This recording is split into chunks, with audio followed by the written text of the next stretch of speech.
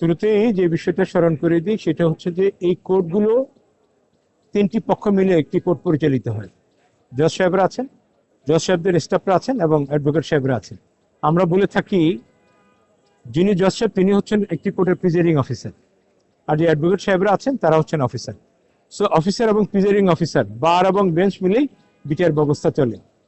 So যখন advocate সাহেবদের এই বারগুলো, এই অ্যাডভোকেট সাহেবদের যে সমিতি সেটাকে আমরা বলছি আইনজীবী সমিতি বা বার, এই বার অ্যাসোসিয়েশন যখন সুদৃঢ় থাকে, এখানে গণতন্ত্রের চর্চা থাকে, নেতৃত্বের প্রতিযোগিতা থাকে, নির্বাচনগুলি সুষ্ঠুভাবে হয়, বারের নেতৃবৃন্দ সদস্যরা যাতে সঠিক নেতৃত্ব নির্বাচন করতে পারেন, এই প্রক্রিয়াটা যখন সঠিক থাকে, ভালো থাকে, তখন বিচার ব্যবস্থার উপরে এর প্রভাব পড়ে।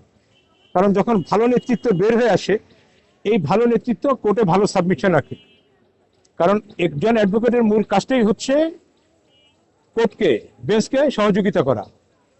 যখন এই নেতৃত্ব বের হয়ে আসে, ভালো ভালো নেতৃত্ব বের হয়ে আসে, এই ভালোত্বটা কোর্ট পর্যন্ত চলে যায়। তখন সেখানে একজন জজ সাহেবকে একটি ভালো রায় দেওয়া, একটি ভালো ডিসিশন দেওয়া, একটি ভালো অর্ডার পাস করা সহজ হয়।